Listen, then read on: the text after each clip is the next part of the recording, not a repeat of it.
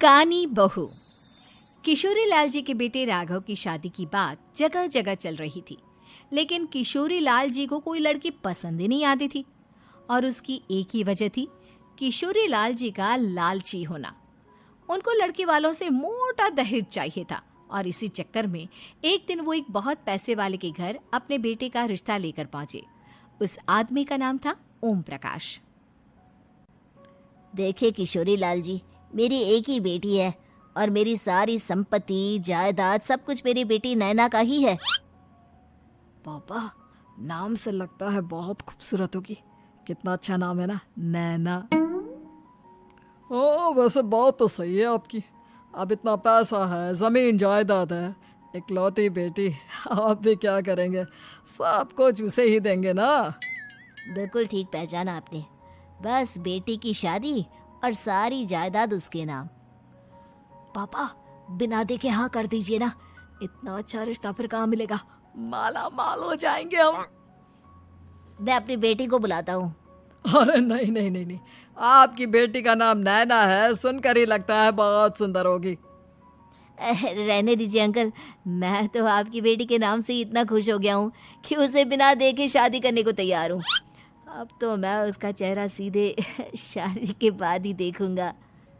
और इस तरह राघव नैना का चेहरा नहीं देखता और उससे शादी कर लेता है। शादी के बाद अपनी सुहाग रात पर जब राघव नैना का घूंघट उठाकर देखता है तो नैना की आंखें बंद थी। कितनी खूबसूरत हो तुम नैना, जरा अपनी आंखें खोलकर मेरी तरफ देखो तो सही। नहीं, मुझे शर्म आती है। अरे, मैंने तुम्हें शादी से पहले भी नहीं देखा, और अब अगर तुम आंखें खोलकर मुझे देखोगी भी नहीं तो मुझे अच्छा कैसे लगेगा? इससे पहले कि नैना अपनी आंखें खोलकर राघव की तरफ देखती, अचानक से लाइट चली गई और राघव नैना को पूरी तरह से देख भी नहीं पाया। अगली सुबह नैना राघव के लिए नाश्ता बनाकर लेकर आई। अरे ये क्या, आधा पराठा सीका हुआ है और आधा बिल्कुल कच्चा। ये तुमने क्या किया नैना? बहू, तुमने क्या आधा पराठा तवे से नीचे लटका कर रखा था, जो आधा सिका है और आधा कच्चा? मुझे जितना दिखेगा उतना ही तो सीखूंगी ना पापा जी। जहाँ जहाँ मुझे नजर आ रहा था वहाँ मैंने सीख लिया, जहाँ जहाँ नहीं दिखा वहाँ कच्चा रह गया होगा। इसका क्या मतलब है? ये कैसा मजाक कर रही है तुम? अरे बहू, तुमने इतना लंबा घूंघट क्यों लगाया हुआ है? देखो, हमारे घर में बहुओं को बेटी की तरह रखा जाता है, और फिर तुम तो इतना सारा माल लेकर आई हो। देखो, ये घूंघट डालकर रखने की कोई ज़रूरत नहीं है। हाँ नैना, पापा जी ठीक कह रहे हैं, तुम तो आराम से रहो, अपना ही घर समझो। नैना अचानक से अपना घूंघट उठा लेती है।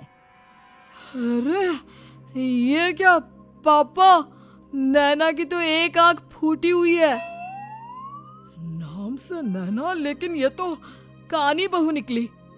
मेरे साथ धोखा हुआ है, धोखा। बिना दिखाए अपनी कानी लड़की मेरे संग ब्याह दी। मुझे कानी बीवी नहीं चाहिए। मुझे अभी ओम प्रकाश जी से बात करनी पड़ेगी। आखिर उन्होंने मेरे साथ ऐसा किया क्यों? अरे, आप लोगों ने ही तो पापा से कहा था कि आप लोग शादी से पहले मुझे देखना नहीं चाहते। अब मेरे पापा पर क्यों इल्जाम लगा रहे हैं? अरे लेकिन उन्हें बताना तो चाहिए था ना कि तुम कानी हो, एक आंख से तुम्हें दिखाई नहीं देता। किशोरी लाल और राघव नाराज होकर ओम प्रकाश को अपने घर बुलाते हैं। पापा जी, ये आपने क्या किया? शादी से पहले बताया क्यों नहीं कि नैना की आंखों में परेशानी है? अरे, आप ही ने तो लड़की देखने से मना कर दिया था। और लेकिन आप बता तो सकते थे। आपको तो हमारी बेटी की प्रॉपर्टी चाहिए थी, वो भी पूरी की पूरी।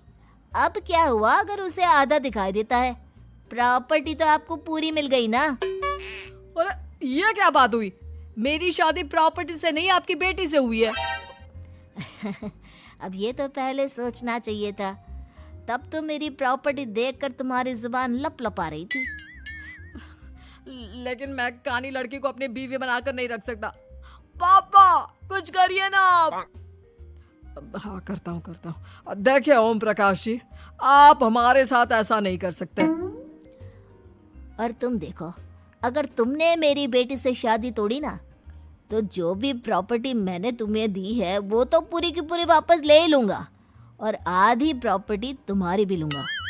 अरे मेरी आधी प्रॉपर्टी भला क्यों लेंगे आप?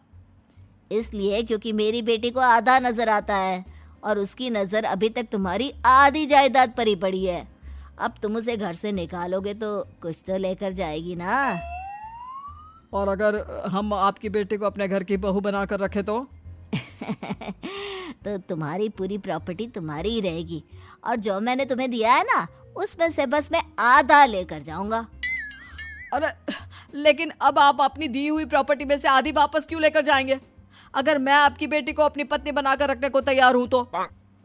इसलिए ताकि भविष्य में अगर तुम मेरी बेटी को धोखा दो तो उसके पास कुछ तो रहे जो पति का हो। वैसे मेरे पास तो बहुत कुछ है, लेकिन अपने पति की कोई निशानी तो उसके पास होनी चाहिए ना। अब अगर तुमने मेरी बेटी को कानी कहा तो तुम्हें प्रॉपर्टी भी कानी ही मिलेगी, पूरी नहीं। जमाए राजा। किशोरी लाल और राघव समझ चुके थे कि वो बुरी तरह फंस चुके हैं और अब उनके पास वहां से निकलने का कोई चारा नहीं है। अब समझ में आया ना, लालच बुरी बला होती है। एक तो तुम्हें प्रॉपर्टी मिली, ऊपर से बीवी मिली, उसमें तुम्हें नखरे भी दिखाने हैं। आए बड़े, चुपचाप बैठो दोनों। कुछ दिनों के बाद नैना राघव की कार लेकर बाजार घूमने निकलती है और जब कार लेकर वापस आती है, ये क्या? एक तरफ से मेरी गाड़ी पूरी खराब हो चुकी है।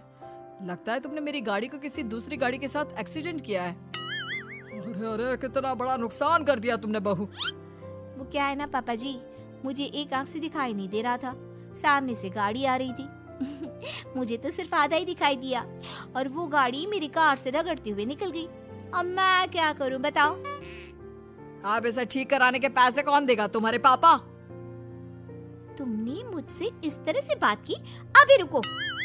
नैना राघव की शिकायत ओम प्रकाश को कर देती है। देखो राघव, अब जो मेरी आधी प्रॉपर्टी तुम्हारे पास थी ना, उसमें से आधी और मैं लेकर जाऊंगा, क्योंकि तुमने मेरी बेटी को डांटा। अरे नहीं नहीं पापा जी, गलती हो गई, माफ कर दो। गलती की तो कोई गुंजाइश ही नहीं। अगली बार मेरी बेटी को डांटा तो बची हुई आधी में से आधी और ले जाऊंगा। लालच के चक्कर में हम दोनों ने बहुत बड़ी गलती कर दी बेटा। एक तो तुम्हें कानी बहू मिली और ऊपर से जो माल मिला वो भी काना। इस तरह राघव की हर एक गलती पर ओम प्रकाश उसकी प्रॉपर्टी का आधा आधा हिस्सा लेकर अपना सारा माल वापस ले गया और राघव को कानी बीवी से काम चलाना पड़ा। भाई लालच वाकई में बुरी बला है।